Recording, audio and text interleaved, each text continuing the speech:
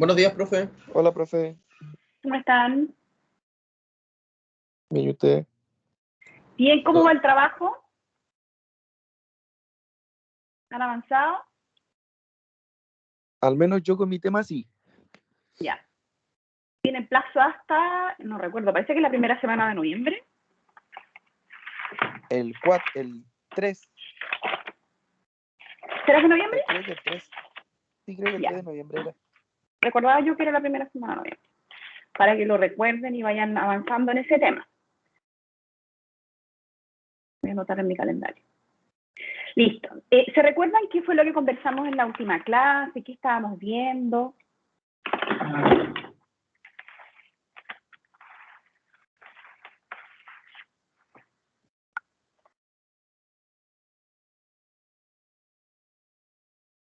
Estamos viendo la naturaleza del contrato de sociedad. Hicimos algunas discusiones. ¿Recuerdan qué discusiones dimos cuando estábamos viendo la naturaleza del contrato de sociedad?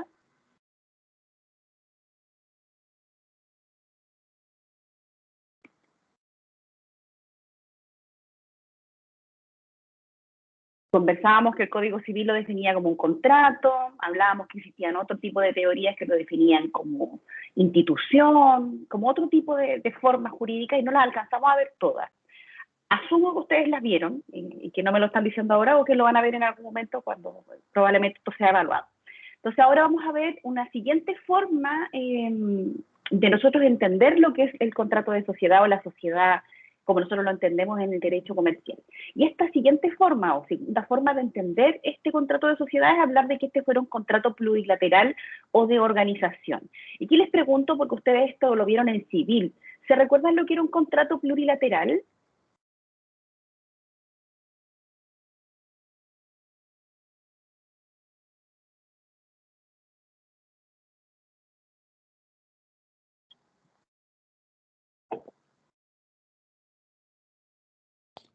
¿Son los que podían intervenir más de dos partes? ¿Eso eran o no?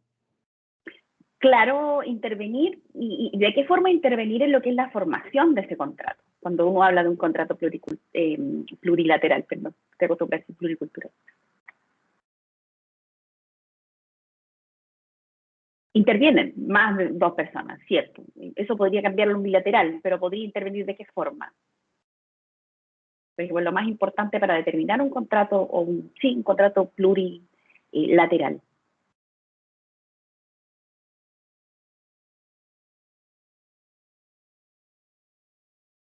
Para entenderlo de forma general, que más de una voluntad, más de dos voluntades concurren en la generación de este contrato y eventualmente en la continuación de este contrato en particular. Por eso nosotros hablamos que es plurilateral de forma muy simple, porque es algo que ustedes de todas formas yo sé que vieron y quizá ahora no me quieren decir, no sé, estarán o concentrados quizá en alguna evaluación, lo desconozco, no sé en qué está.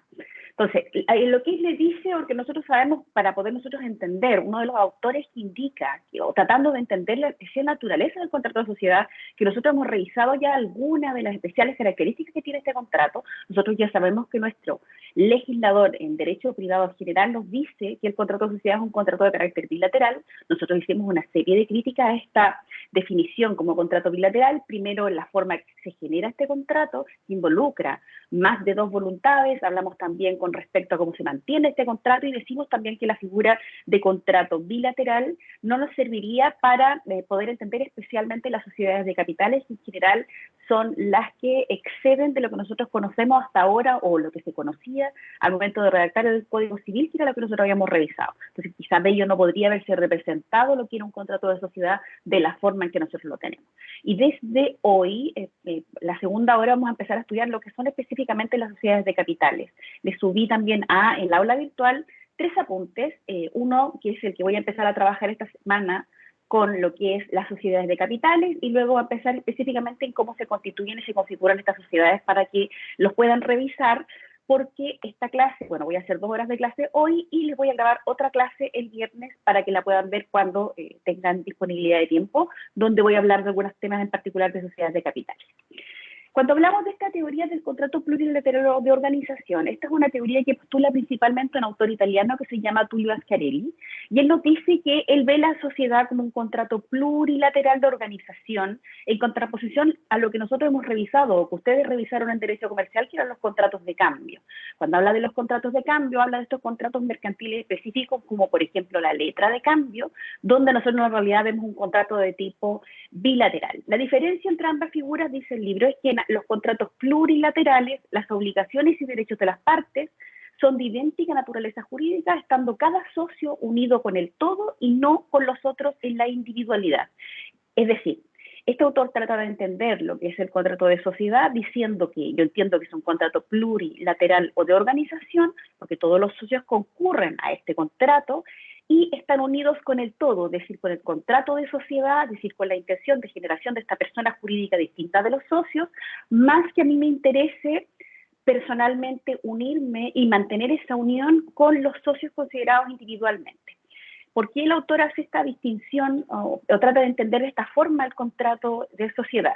Más que pensando en las sociedades de personas, que nosotros ya hemos estudiado varias de ellas, lo hace pensando en las sociedades de capitales, porque nosotros conversábamos dentro de lo que hemos visto hasta ahora, que en las sociedades de personas a nosotros sí nos importa la figura del otro socio, y es por eso que en la sociedad colectiva, tanto en la índole civil como mercantil, y en la sociedad de responsabilidad limitada, la persona del otro socio es importante en la configuración y mantención de la sociedad, al punto que para yo poder incorporar un nuevo socio o que un socio efectivamente pueda retirarse de la sociedad, necesita contar con la voluntad del resto de los socios y además se debe generar una modificación a la constitución de la determinada sociedad, ¿no? Entonces, esta definición que nosotros estamos viendo no está pensando en las sociedades de personas, sino que está pensando en las sociedades de capitales.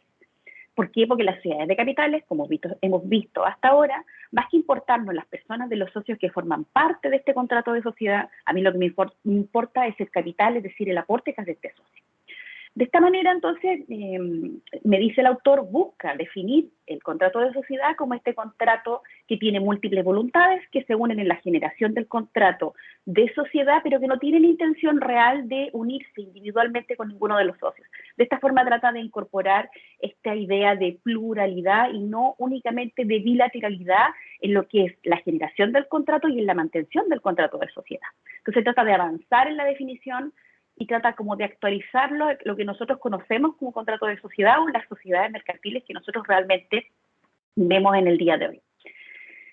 Esta postura finalmente surge como una crítica entonces a estas teorías unilateralistas de la voluntad de la generación de los contratos de sociedad. Y ustedes pueden entender que también tiene que ver con el momento histórico en el que se va desarrollando. Es decir, tal como lo hemos conversado de las primeras clases, como fuimos avanzando en la generación del contrato de sociedad o como fuimos entendiendo las sociedades mercantiles, fue cambiando o buscando una mejor definición donde ya en un principio para nosotros era sumamente importante la persona del socio que configuraba la sociedad y ahora, más que la persona del socio, lo que a mí me interesa es el capital de los socios. Porque recuerden, y esto tiene que ver, cuando nosotros hablamos de sociedades de personas y sociedades de capitales, si bien las sociedades de personas todavía subsisten en nuestro sistema y en el sistema en general de derecho mercantil, las sociedades de personas nos van a servir para sociedades y empresas un poquito más pequeñitas, uno podría decir para las pymes y para las microempresas. Nunca nos van a servir para grandes empresas o grandes capitales transnacionales, en cuyo caso vamos a hablar de sociedad anónima. Y dentro de lo que conversábamos también dentro de la última clase, también una de las cosas especiales que tenía la configuración de la sociedad anónima era precisamente la protección de la persona que es parte de esta sociedad. Y para que vayan recordando las cosas que han pasado en cuanto a los cuestionamientos por los Panama Papers, que hay unos compañeros que tiene como parte de su investigación también esta idea, ¿no? Y que a nosotros nos interesa, siendo parte de una sociedad que también esté protegida nuestra identidad. Para el autor que nosotros estamos siguiendo en lo que es estudiar la naturaleza del contrato de sociedad, esta definición del contrato, de un contrato como de pluralidad de voluntades, no satisface completamente esta especial naturaleza del contrato de sociedad y dice que además es contrario expresamente a lo que dice nuestro Código Civil o la voluntad que nosotros podemos entender en nuestro derecho privado de lo que se entiende como el contrato de sociedad.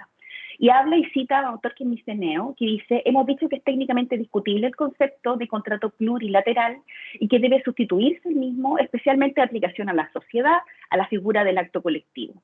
Hemos de añadir que las reglas sobre el contrato llamado plurilateral no van a cuadrar siempre con los de sociedad, porque según las primeras sería necesaria siempre la unanimidad de los participantes del contrato, mientras que los principios que regulan el acto colectivo no exigen tal unanimidad.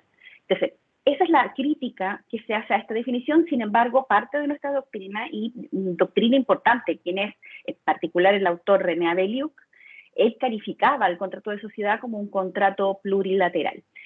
Si uno lo piensa dentro de lo que nosotros hemos revisado hasta ahora, esta definición del contrato plurilateral nos podría servir para poder identificar o poder tratar de calzar las figuras de personas, nuevamente, a pesar de que busca catalogar o incorporar la definición de las sociedades de capitales, se hace un poco más complejo dentro de la definición, particularmente en la definición básica de lo que es un acto que tiene pluralidad de voluntades, el hecho que requiera la voluntad de todos sus socios para la modificación de, por ejemplo, la constitución de la sociedad, para la incorporación de un socio o para la eliminación de un socio o socio. Entonces, por eso es que se hace difícil incorporar esta definición o poder entenderlo como un contrato plurilateral.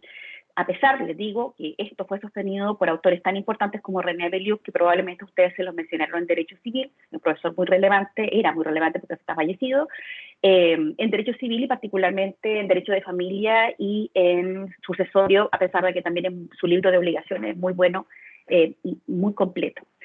Para él sí era un contrato de esta naturaleza, y también lo menciona este autor, es que esta definición o esta forma de entender el contrato de sociedad como un contrato plurilateral se vio manifestado en la legislación argentina. Es decir, se entiende en la legislación argentina que el contrato de sociedad es un contrato de carácter plural. Es decir, no es una definición que esté tan lejana de lo que nosotros hemos revisado, a pesar de las críticas que hace el autor a estas opciones de este contrato. ¿Les queda claro esta última teoría de poder entender el contrato de sociedad?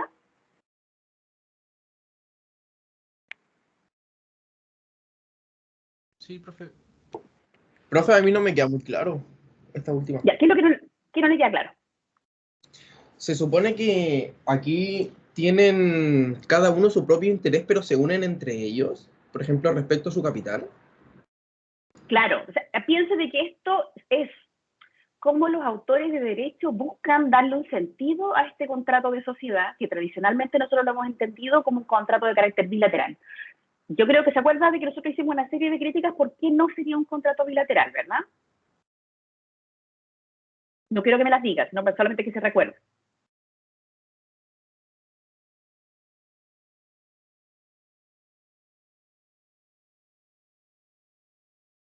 Yo imagino que se recuerda.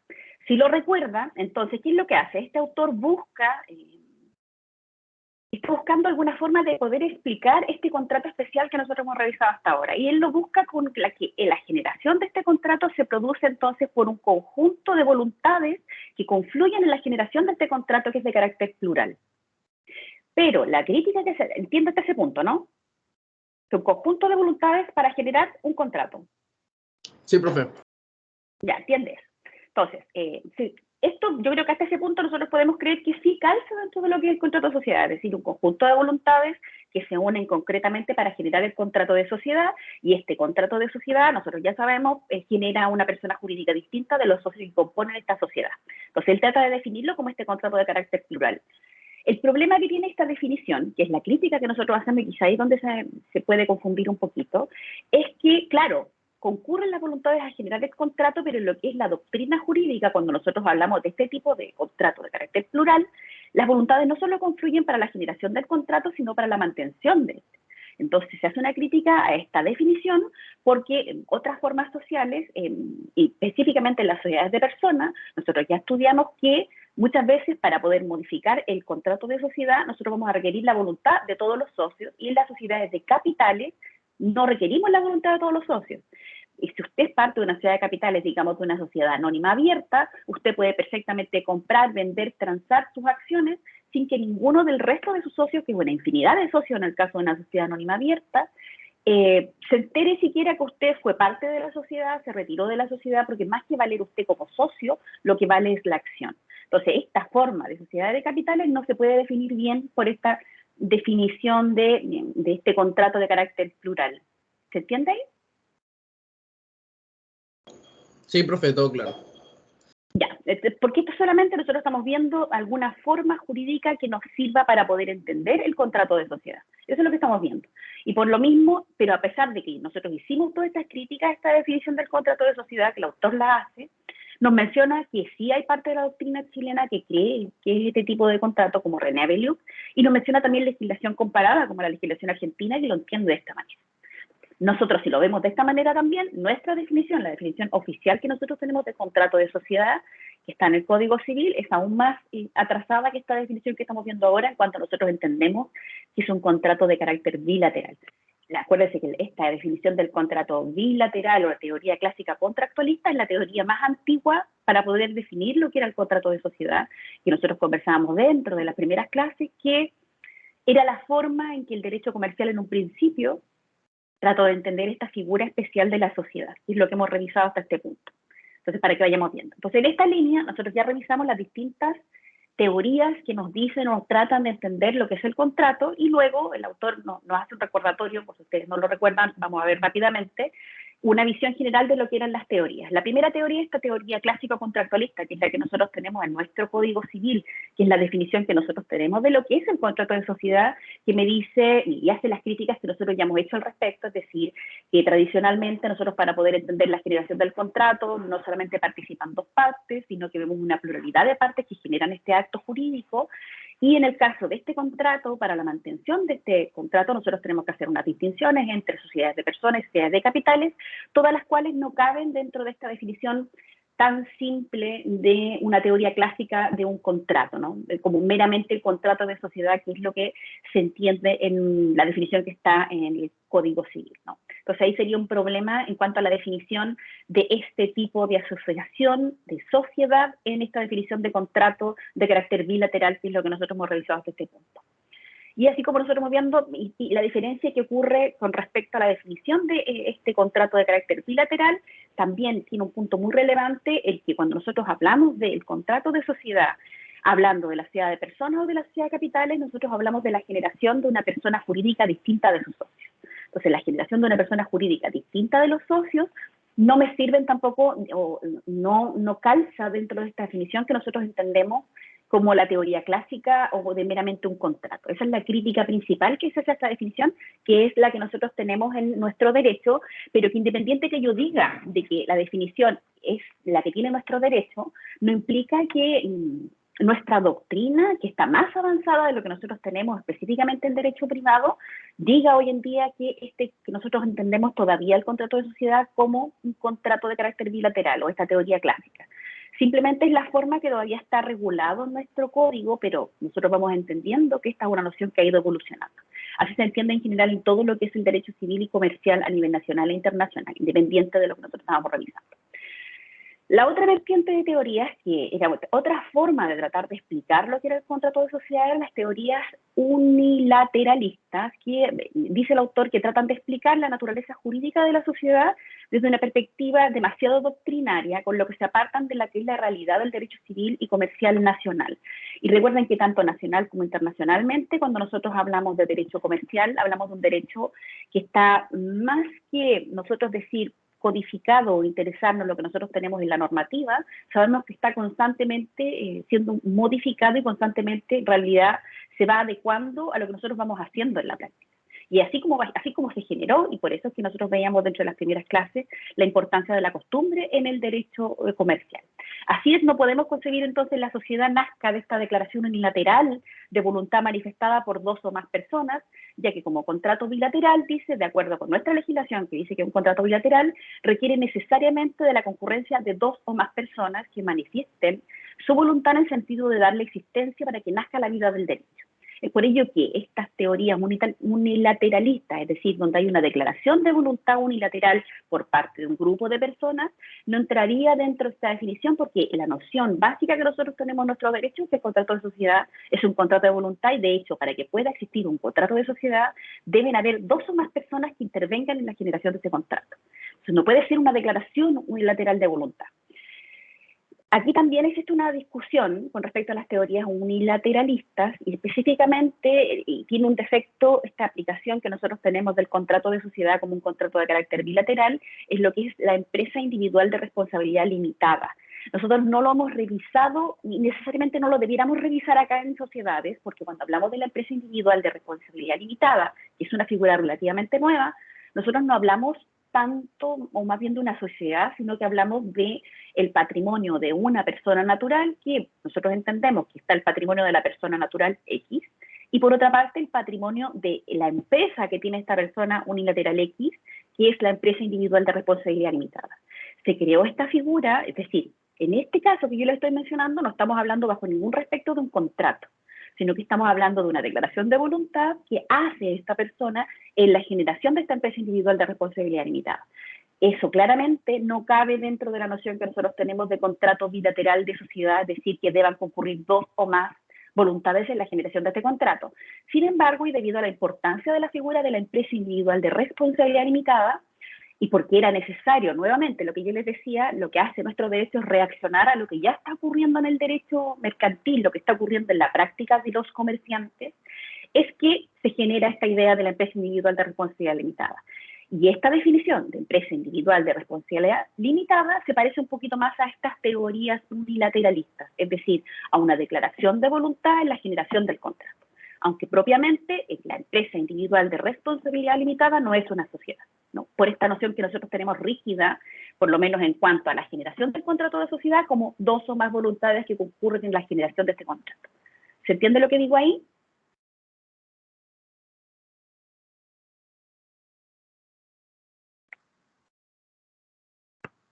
Sí, profe. Ya. La siguiente teoría, que ya revisamos, pero que ahora estamos reiterando para recordar, es la doctrina de la institución, donde el autor que nosotros estamos estudiando además nos dice que le parece insuficiente esta idea de la institución, donde dice que pues, toda esta idea de la asociación que incluye la definición del contrato de sociedad no calzaría dentro de esta doctrina de la institución y dice que esta doctrina de la institución en sí misma le parece insuficiente porque serían muchas las figuras que podrían caber dentro de lo que es esta definición de la institución.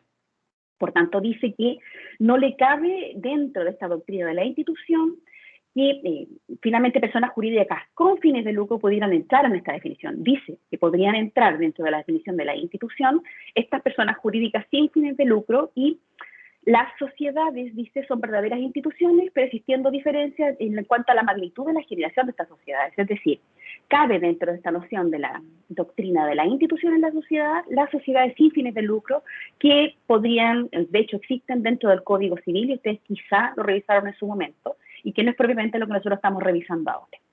Y finalmente dice el autor con respecto a la teoría del contrato plurilateral o de organización o de colaboración, que era lo que estábamos revisando hoy, parece ser la doctrina o la postura doctrinaria que más se acerca a la verdadera naturaleza jurídica del contrato de sociedad, y de hecho cuando yo estudiaba el contrato de sociedad me decían que esta era la definición que más propiamente nosotros podíamos entender en el contrato de sociedad, en cuanto me habla de un conjunto de voluntades que concurren en la generación de este contrato de sociedad, ¿no?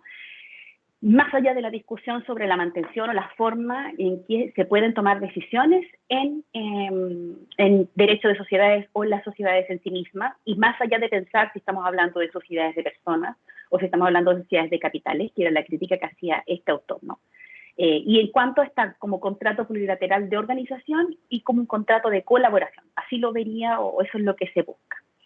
El autor porque tampoco está de acuerdo con esta última opción, nos dice que la sociedad es un contrato asociativo de aquellos en los que nace una persona jurídica. Como consecuencia de ello, la sociedad goza de todos los atributos del ordenamiento jurídico, reconoce a las personas fictas, es decir, personas ficticias, personas jurídicas, es decir, de esta forma nosotros entendemos que la sociedad tiene nombre, capacidad, patrimonio, nacionalidad y domicilio, que era lo que nosotros veíamos, creo que dentro de las primeras clases, cuando hablábamos de los atributos de la personalidad específicos para esta sociedad.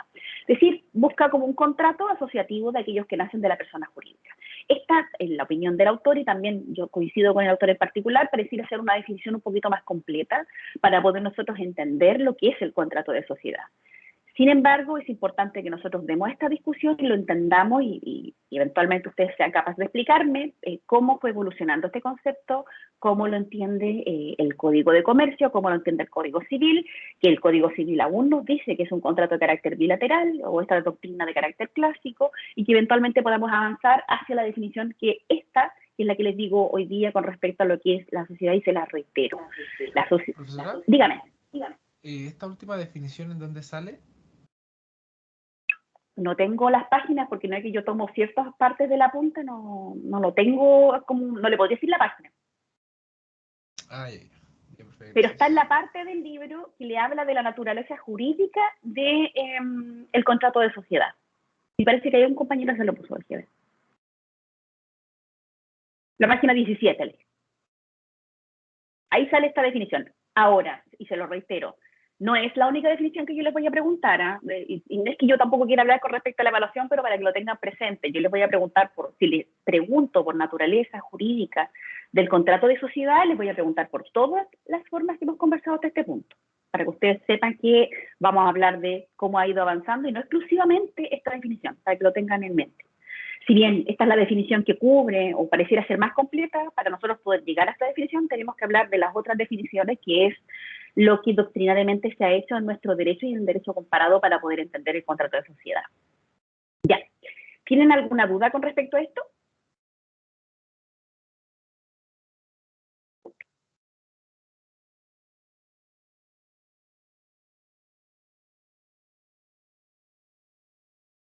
¿No?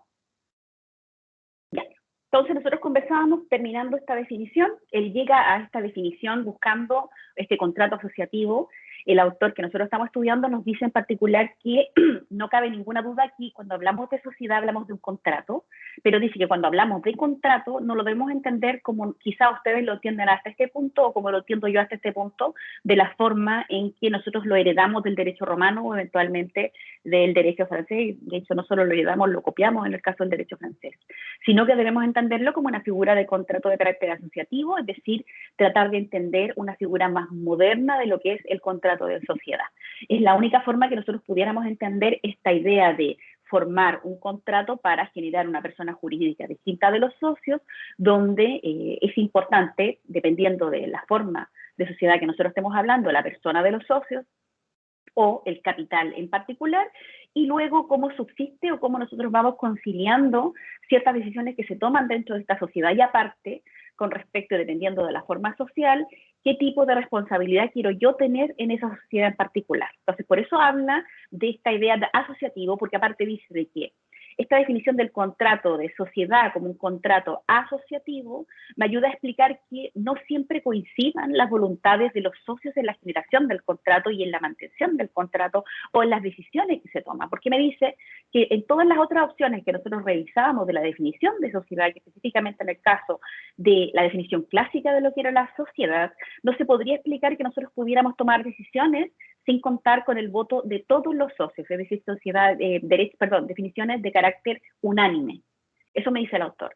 Para nosotros poder entender esto, porque nosotros ya sabemos que dependiendo de la forma social, en muchas ocasiones nosotros vamos a ver que las decisiones no se toman por todos los votos de las y los socios, sino por el acuerdo de la mayoría de estos socios, y esto se ve acrecentado este criterio cuando nosotros hablamos de las sociedades de capitales, ¿no? Donde no solamente nosotros vemos que incluso hay socios que no tienen derecho a voto, sino que las decisiones se toman específicamente a veces por la junta de accionistas, por los socios mayoritarios, etcétera, que es algo que vamos a revisar dentro, yo creo, de la próxima semana, para que lo vayamos viendo y conversando y podamos entender entonces por qué nosotros buscamos esta definición un poco más amplia de lo que entendemos que es el contrato de sociedad. Y así la forma, y también lo vamos a ir viendo según lo que vayamos viendo con respecto a esta idea del contrato asociativo, específicamente nos ayuda a entender un poquito más lo que es la sociedad de capitales. Lo último que dice el autor con respecto a esta idea es que me dice, nosotros no podemos desconocer que cada vez se desvincula este acto constitutivo y la sociedad misma. ¿De qué está emana? ¿A qué se refiere con esto? y esto lo va a hacer pensando más bien en las sociedades de capitales más que en las sociedades de personas. Es decir, nosotros no podemos dejar de darnos cuenta que el contrato de sociedad o la sociedad mercantil, cuando yo las genero, en el caso de la sociedad anónima, la sociedad por acciones, las genero con una cantidad de socios que pretenden hacer un negocio en particular y se genera una persona jurídica. Pero él dice, nosotros no podemos dejar de darnos cuenta que esta voluntad inicial de generar este contrato de sociedad cada vez más se distancia de la persona jurídica que después se genera. Y es así que cuando nosotros hablamos de las sociedades de acciones, puede ocurrir que, o sociedades de capitales, que los socios que generaron esta sociedad al final de la configuración o mientras se mantiene esta persona jurídica ya no van a ser los mismos, van a ser socios totalmente nuevos. Porque como nosotros podemos transar abiertamente las acciones, venderlas sin el consentimiento de nuestros socios, entonces nosotros, dice el autor, cada vez vamos viendo una mayor distancia entre este acto constitutivo que generó esta sociedad y los socios que la configuran. Es decir, cuando nosotros hablamos de las sociedades de capitales, que yo le digo que son las más importantes dentro de lo que es el comercio mundial, en realidad la persona jurídica que se genera en esta sociedad cada vez menos le importa como la participación de estos socios constitutivos o los socios que se mantienen en ella, sino que lo que a nosotros nos interesa es la persona jurídica y las acciones o la rentabilidad que tiene esa persona jurídica en particular. ¿Se entiende esa idea? Sí. Ya. Y antes, porque nos queda todavía un poquito de rato en la primera hora, vamos a revisar ahora lo que son las reglas generales de las sociedades o los elementos esenciales de toda sociedad. Y esto nosotros lo podemos derivar del artículo 2053. Nosotros ya sabemos las críticas que se hacen a esta definición del artículo 2053, sin embargo es la definición que nosotros tenemos de sociedad. La crítica principal es que más bien parece obedecer a la teoría clásica de este contrato de sociedad. Pero independiente de esta crítica que nosotros podemos hacer, este artículo 2053 sí es bastante clara en cuanto a cuáles son los elementos que deben concurrir o elementos esenciales para que nosotros entendamos que estamos ante un contrato de sociedad. ¿Qué es lo que me dice el artículo 2053? Me dice, la sociedad o compañía es un contrato en que dos o más personas estipulan poner algo en común con la mira de repartir entre sí los beneficios que de ello provengan. La sociedad forma una persona jurídica distinta de los socios individualmente considerados. Y esto tiene que ver con algo que vimos recién con respecto a cómo nosotros entendíamos que la persona jurídica se va separando un poquito de lo que nosotros conocemos o entendemos con este acto constitutivo de generación de la sociedad. Entonces, como una primera cosa, nosotros debiéramos ver que el primer elemento que me dice este artículo 2053 es un contrato entre dos o más personas que estipulan poner algo en común, un contrato entre dos o más personas. La presencia o concurrencia de dos o más personas.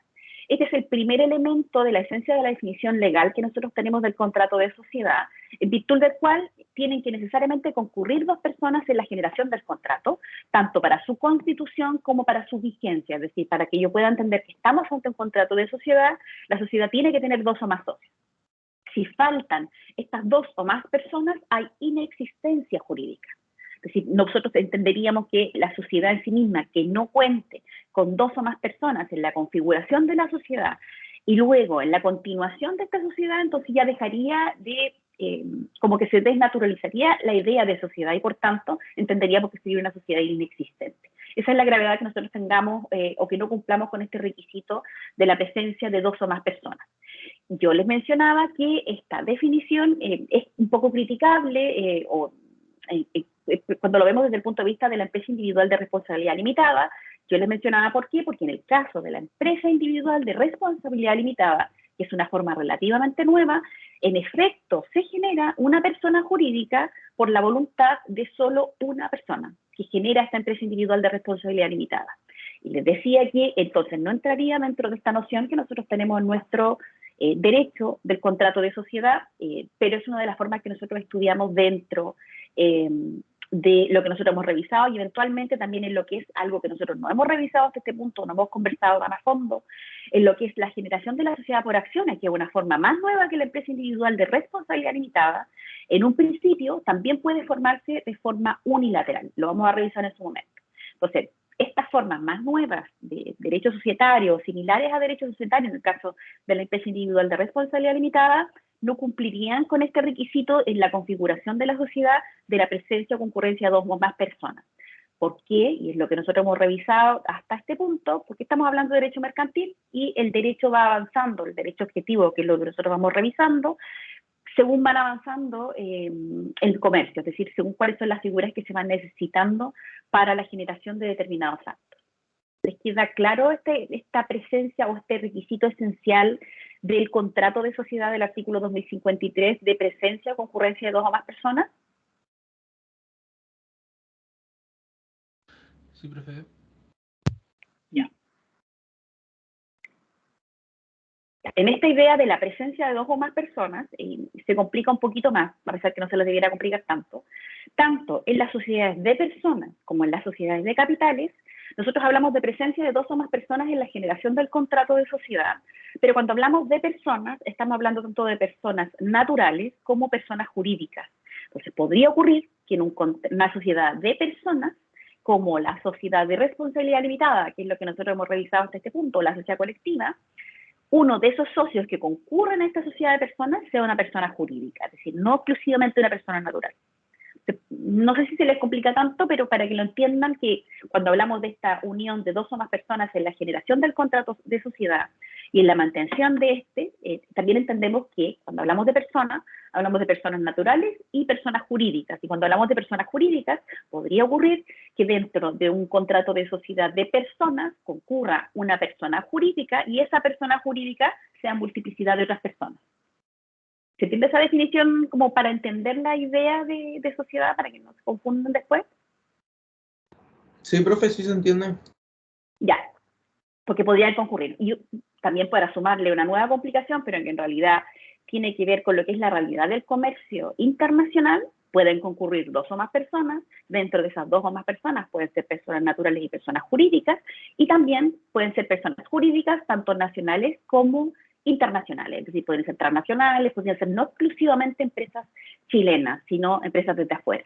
Si nosotros lo vemos desde el punto de vista quizás jurídico, a nosotros se nos dificulta esta noción, pero si lo vemos desde el punto de vista de la realidad, y sobre todo nosotros que vivimos acá en la zona SOFRI, nosotros sabemos que cuando hablamos de negocios de carácter mercantil, nosotros sabemos que generalmente los negocios se hacen, sobre todo en un país tan chiquitito y una economía tan pequeña como la nuestra, con socios internacionales y capitales extranjeros.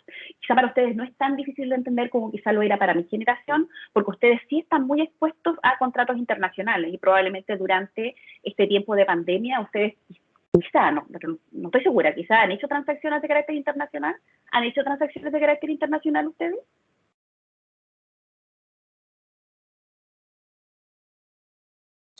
Profe, dijo transacciones. Transacciones.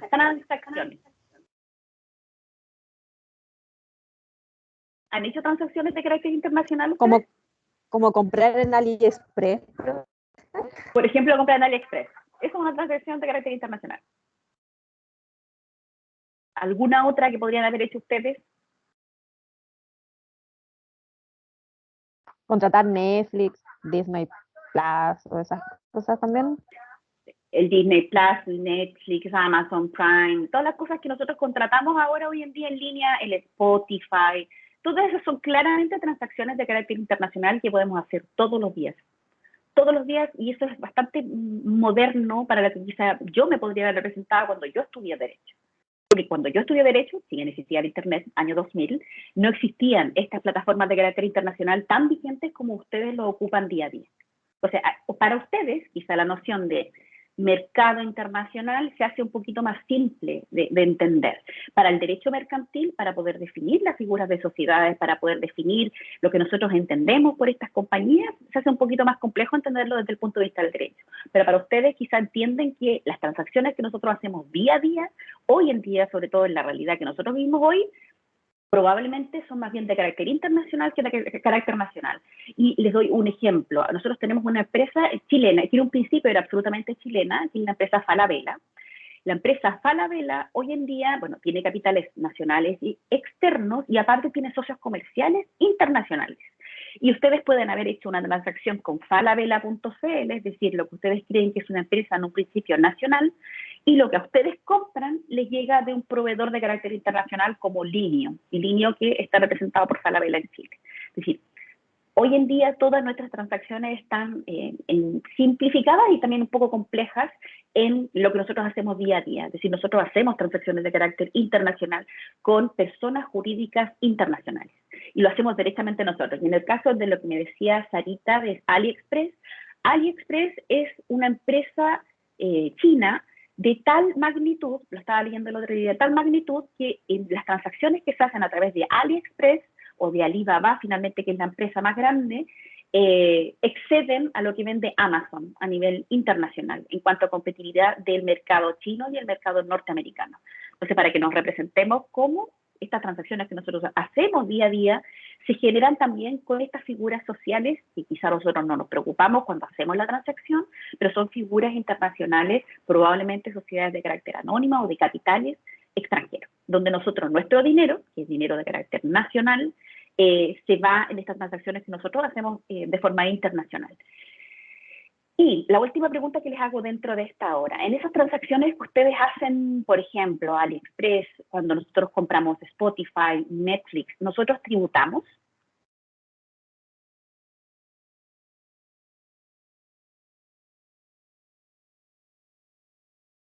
¿Se han fijado cuando pagan?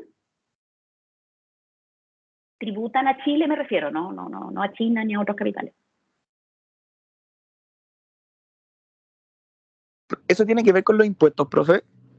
Sí, tributo, impuestos, sí, los impuestos. ¿Pagan impuestos? Profe, nunca me he fijado, pero asumo que sí.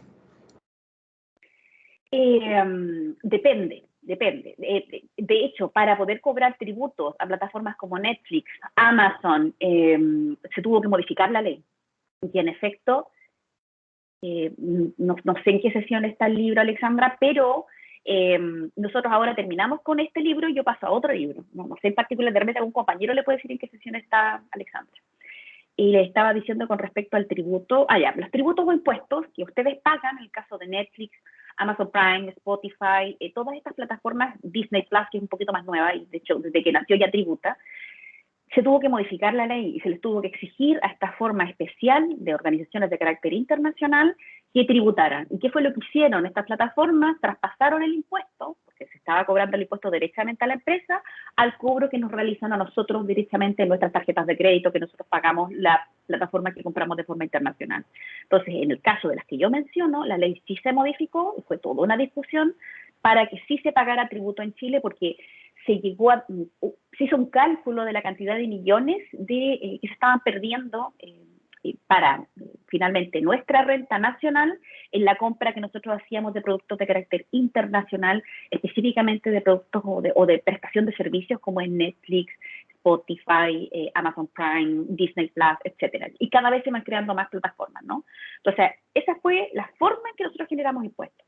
Se los pregunto, porque recuerden que en el último debate presidencial, que probablemente ustedes lo saben, se generó una discusión con respecto a Panama Papers de nuevo, sobre unas capitales que se estaban finalmente gestionando por parte de uno de los candidatos en el extranjero y que se hacían a través de una persona jurídica distinta que tomaba las decisiones, pero dentro de esta acta de constitución que se había hecho en Panamá, estaba uno de estos candidatos presidenciales por un monto de millones bastante grandes, que por realizarse la transacción en Panamá no se tributaba en Chile. ¿Ustedes no han tenido derecho tributario aún, o sí tuvieron?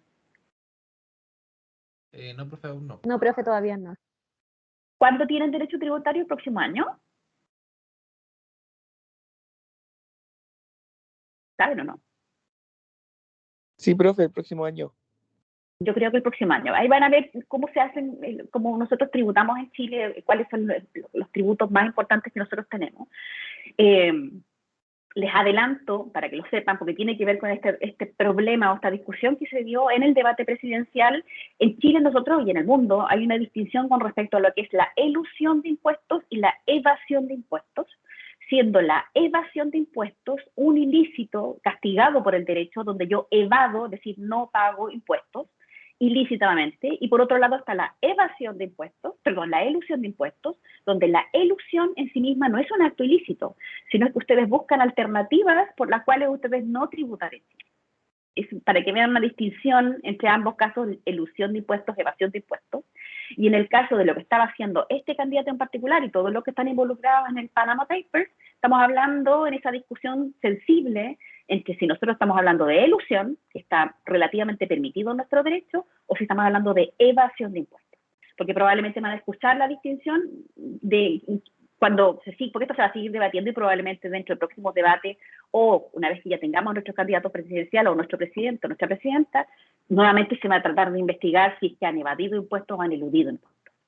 Ya, entonces con esto yo doy término a esta primera hora de clases y voy a tomar un break de 15 minutos y volvemos. Y vamos a seguir estudiando esta parte de derecho de sociedades como la parte de introductoria y de cómo nosotros entendemos estos elementos esenciales del contrato de sociedad, y luego pretendo, si es que alcanzo dentro de la segunda hora, empezar ya a estudiar la sociedad de capitales.